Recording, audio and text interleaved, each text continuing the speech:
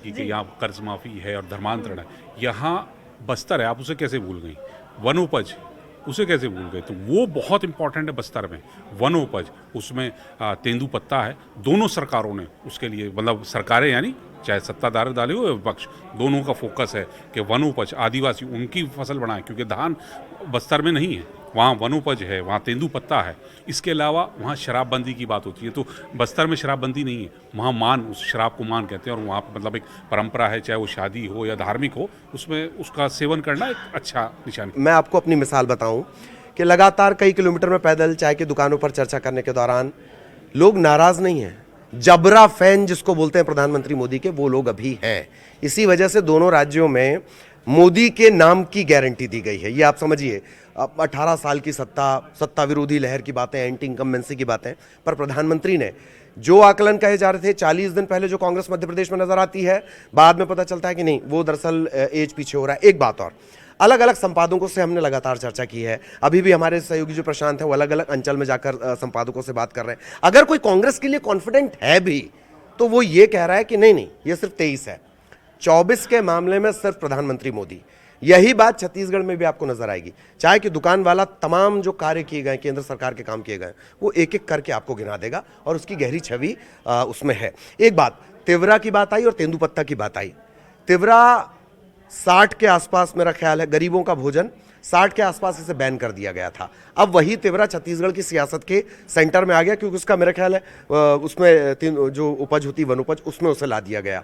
और तेंदुपत्ता का बोनस, ये भी छत्तीसगढ़ में बड़ा फैक्टर रहा है। मिलेट्स हो गया, तेंदुपत्ता हो गए, इनका बड़ा जिक्र किया गया है। मिलेट्स की बात तो छत्तीसगढ़ में भी की गई, प्रधानमंत्री ने अपने मन की बात में भी कही, तो फोकस सभी का था। और सीधी सी बात है, मिलेट्स मतलब बस्तर, वहाँ पर यहाँ से पैदाइश होती है। रेट्स भी दोनों पार्टियों ने अपने अपने वहाँ पर रखे हैं। उसके बावजूद मुझे लगता है कि जो बस्तर में घूमने के बाद वनोपज तो एक बड़ा मुद्दा है ही, और उसमें घोषणा करना कितना आदिवासियों तक पहुंची ये चीज़, ये बातें करना, ये भी बहुत इम्पॉर्टेंट है। उसके अलावा आदिवासी जो यूथ है, आप पूरे बस्तर को एक तरफा नहीं कर सकते। बस्तर में भी जो लोग, आप यूथ से बात करेंगे तो आज भी उसको एजुकेशन बहुत इंपॉर्टेंट है उसके लिए।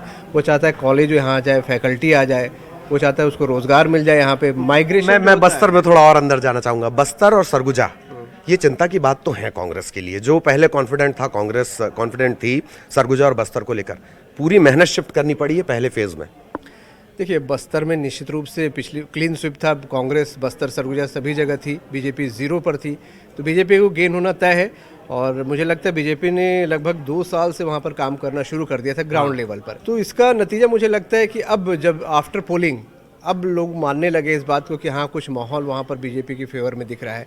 प्रधानमंत्री भी गए और परिवर्तन रैली भी बीजेपी ने वहाँ से शुरू की, तो अब लग रहा है कि वहाँ पर बीजेपी गेन करती दिख रही है, और लोग अंदाज़ा भी लगा रहे हैं कि 50-50 के आसपास हो सकता है। मंत्रियों की फौजदारी, सांसदों की फौजदारी, मध्य प्रदेश की मैं यहाँ बात कर रही हूँ, तो कहा गया बीजेपी की ओर से कि तो स्ट्रैटेजिकली किया गया है, क्योंकि 24 को भी देखना है। लेकिन कांग्रेस कहती रही कि भाई आप नर्वस हैं।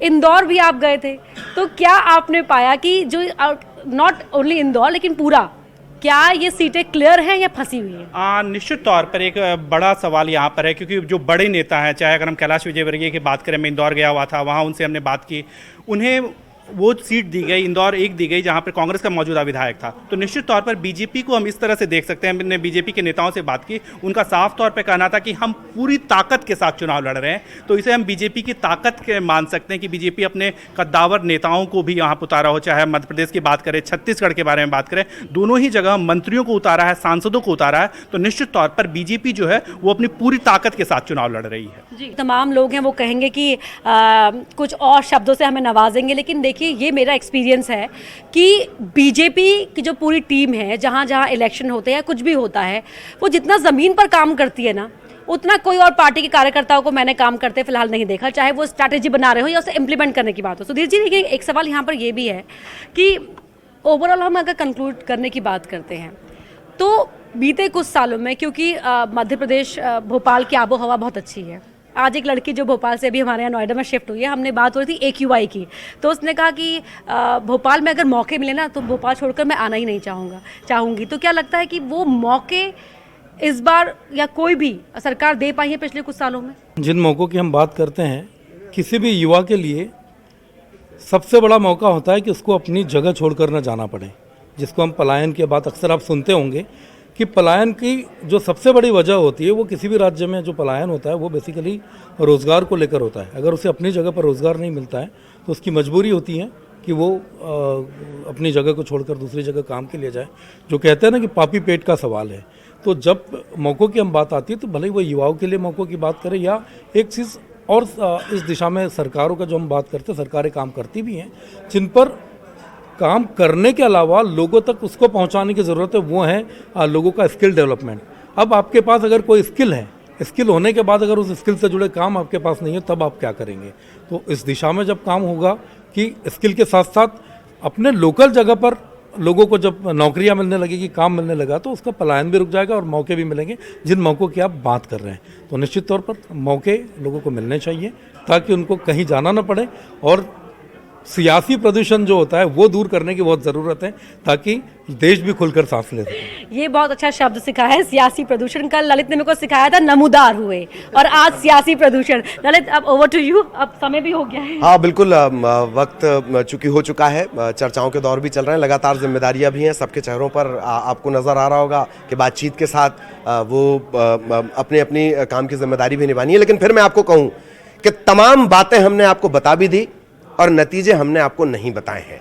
आप 3 दिसंबर का इंतजार करिए। सबसे पहले अल सुबह से न्यूज़ 18 पर जो जानकारी की खिड़की है वो खुल जाएगी, सबसे बड़े नेटवर्क पर सबसे सटीक नतीजे, और उस दिन इस चर्चा का रेफरेंस हम लेंगे जो हमने अपने तमाम सहयोगियों से बात की। इस खास प्रस्तुति में इतना ही। नमस्कार।